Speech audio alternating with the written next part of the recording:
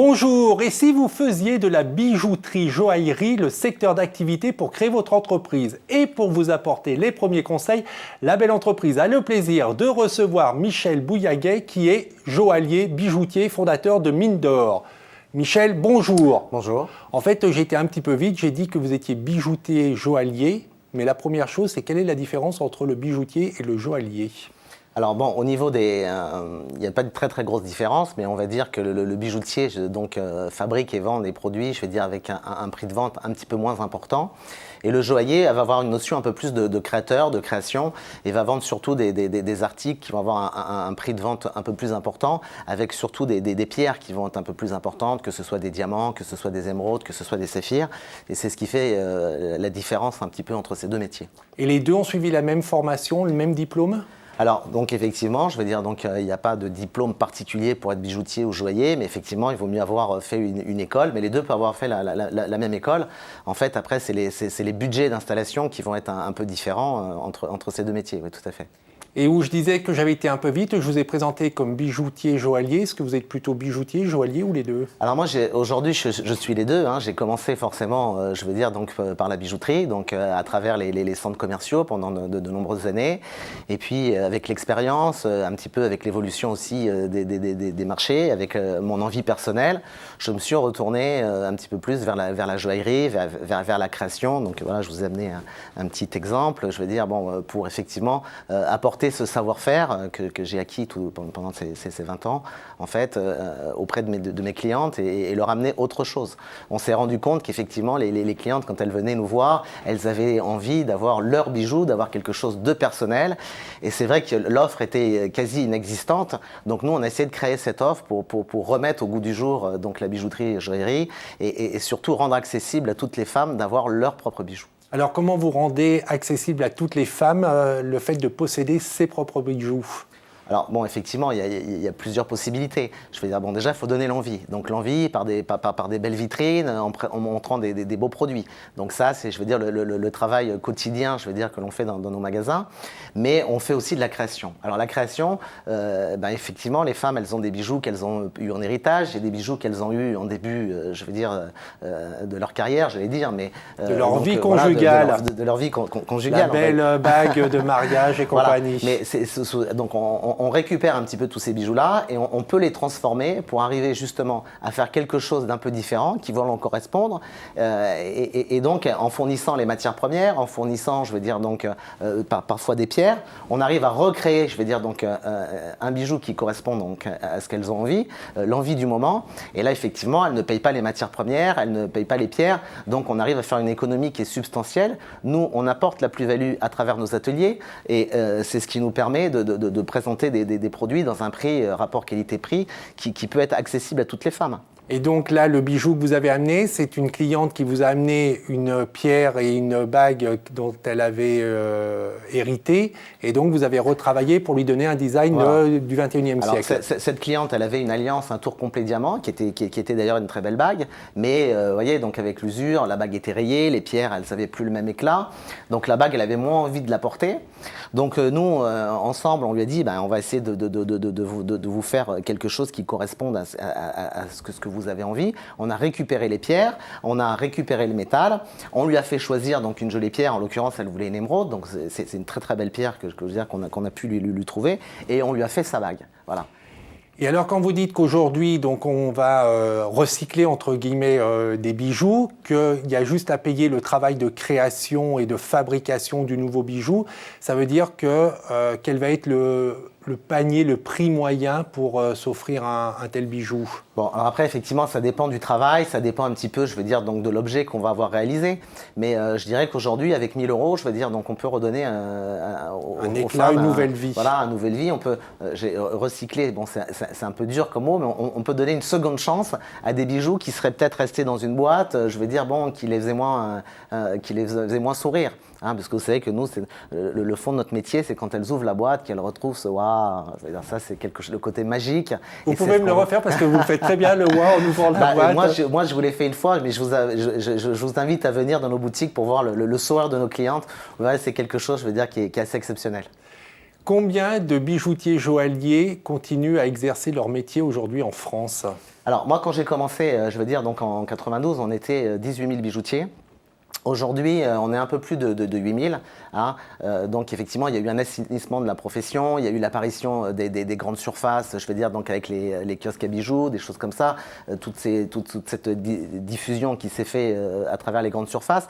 Donc les petites entreprises qui étaient monopersonnelles, si vous voulez, à un moment, elles n'ont pas trouvé de repreneur, donc elles sont disparues de leur belle mort. Et je veux dire, donc on a retrouvé effectivement des gens qui se sont adaptés, je veux dire, donc au marché. C'est-à-dire, je veux dire, des beaux écrins, des belles boutiques, des beaux produits, je veux dire, et qui ont donné envie justement de nos consommateurs de venir. Donc on a fait vivre ces produits à travers la mode, à travers, je veux dire, bon, le temps pour pouvoir s'adapter en fait à chaque. Et aujourd'hui, vos efforts payent, c'est-à-dire que vous arrivez à maintenir ce nombre de 8000 bijoutiers. Est-ce que ça commence à augmenter ou alors on est toujours sur cette pente descendante? Non, aujourd'hui, on est sur un marché qui est mature. Donc des créations, je veux dire, bon, pour des raisons techniques, c'est très très difficile aujourd'hui pour des jeunes de s'installer. Il faut quand même un peu d'argent, il faut avoir un peu d'expérience. Je veux dire, bon, donc on va rester sur cette stagnation. Je pense qu'aujourd'hui, le marché, il a trouvé, je veux dire, bon, le bon nombre. Sa taille critique. Sa taille critique. Je pense qu'effectivement, il est important, je veux dire, d'avancer plus sur des offres produits, plus sur développer des concepts. Mais après, le nombre de bijoutiers, aujourd'hui, on arrive au taquet, je pense. Et alors, pour ceux qui voudraient se lancer quand même, donc on a compris le nombre de places est réduite.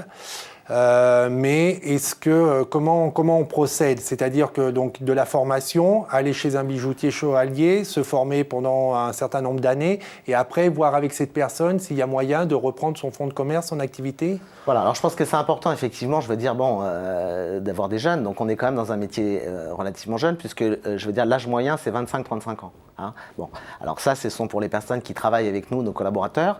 Après, bien sûr, je veux dire, bon, il faut avoir un peu d'expérience, il faut surtout avoir un peu de trésorerie, un peu de crédit auprès des banques, je veux dire, pour ensuite pouvoir développer des affaires un peu plus significatives. Donc nous les jeunes, on les a avec nous, je veux dire, on vit au quotidien, on essaie de leur transmettre notre passion, puisqu'on est des métiers de passion, on est des métiers où on essaie de faire rêver nos clientes, mais aussi on essaie de faire rêver nos collaborateurs. C'est-à-dire que c'est vraiment une vie de famille au quotidien où on partage, je veux dire, donc le plaisir, mais aussi, je veux dire, bon, les petits soucis qu'on peut rencontrer, je veux dire, dans nos activités au quotidien. Vous avez combien de points de vente? Et est-ce que justement vous avez un jeune de 25-30 ans que vous êtes en train de former et qui peut-être un jour, s'il en est d'accord et si vous en êtes d'accord, reprendra votre activité? Alors moi j'ai plusieurs points de vente en centres commerciaux et en centre-ville. Donc effectivement, je veux dire, donc lorsqu'on a ouvert notre affaire en centre-ville, je veux dire, bon, plus axé sur la joaillerie. Donc j'ai voulu tout de suite m'attacher, je veux dire, donc à trouver quelqu'un, à trouver, je veux dire, donc une personne motivée, parce que c'est important, hein, pour pouvoir effectivement lui transmettre un petit peu tout ce savoir. Parce qu'il faut plusieurs années, je veux dire, bon, pour pouvoir, je veux dire, donc former quelqu'un. Aussi bien dans la formation des matières, mais aussi dans la gestion, parce que vous l'avez compris, on est aussi des métiers de gestion. Hein, je veux dire, donc l'un ne va pas avec l'autre, et donc il faut du temps pour faire ça. Le temps, c'est l'expérience, et on n'a pas trouvé d'école encore qui nous permet de former des jeunes efficaces tout de suite avec 20 ans d'expérience. C'est compliqué, c'est compliqué. C'est peut-être un créneau, créez votre école et à l'issue de votre formation initiale, vous aurez 20 ans d'expérience. Il y a un concept à Mais bon, on est très heureux de pouvoir avoir des jeunes avec nous et de pouvoir leur transmettre. On l'a compris aussi, c'est des matières précieuses, donc il faut un capital important pour se lancer ou pour reprendre un commerce. Est-ce que les banques ont tendance à suivre en disant c'est quand même une valeur sûre, c'est l'or, ou parce que le montant demandé pour se lancer est trop élevé et elles disent non, on ne peut rien faire pour vous? Alors les banques, je veux dire, bon, aujourd'hui, vous savez, dans toutes les activités, elles sont relativement frileuses, mais je veux dire, bon, elles acceptent quand même de prêter sur la valeur des fonds de commerce, sur la valeur, je veux dire, du matériel. Bon, après, nous, on a un gros souci, je veux dire, dans le financement, c'est le stock.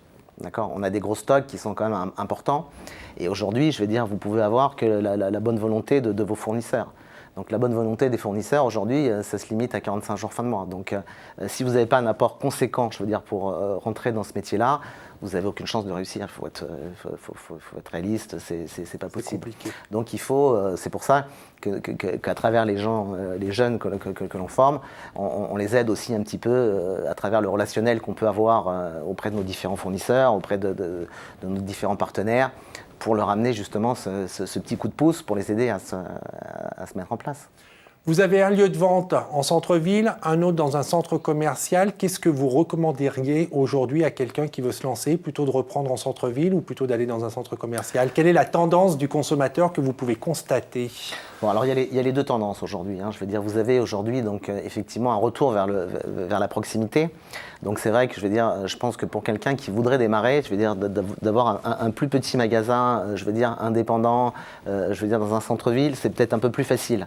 Ça permettra sûrement de convaincre plus facilement un banquier. Bon. Le centre commercial, aujourd'hui, on assiste à un regroupement des différentes enseignes à travers des financiers et ça devient très très difficile pour les indépendants de rentrer dans un centre commercial, aussi bien au niveau juridique, sur des baux qui sont assez spécialisés, voilà, donc il faut bien maîtriser, qu'au niveau financier, puisque vous pouvez rentrer dans les grands centres qui vont être créés ou les derniers centres qui ont été créés qu'en ayant une offre boutique et produits qui soient très significatifs. Donc là, on rentre sur des chiffres très importants. Un jeune ne peut pas commencer dans un centre commercial. Vous nous rappelez sur le nombre de bijoutiers joailliers, combien sont indépendants aujourd'hui? Alors aujourd'hui, il y a 4500 bijoutiers qui sont indépendants, donc qui travaillent souvent dans des entreprises familiales, qui se transmettent d'ailleurs de génération en génération, et c'est un petit peu, la spécificité un petit peu de l'indépendant, c'est de chacun d'avoir sa propre identité et de véhiculer à travers son commerce, un petit peu son expérience et son savoir acquis auprès de ces générations futures et passées. On l'a compris, le parcours ne sera pas simple pour celui qui va se lancer ou qui va reprendre un commerce de bijouterie ou de joaillerie. Est-ce que, quand même, vous auriez un petit message pour inciter nos téléspectateurs à se lancer dans ce métier-là?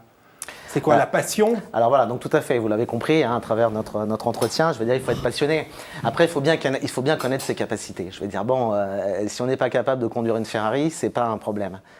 Mais par contre, il faut le savoir, parce qu'une fois qu'on est dans la voiture, quand on rentre à 280 dans le virage, il faut pas se rater.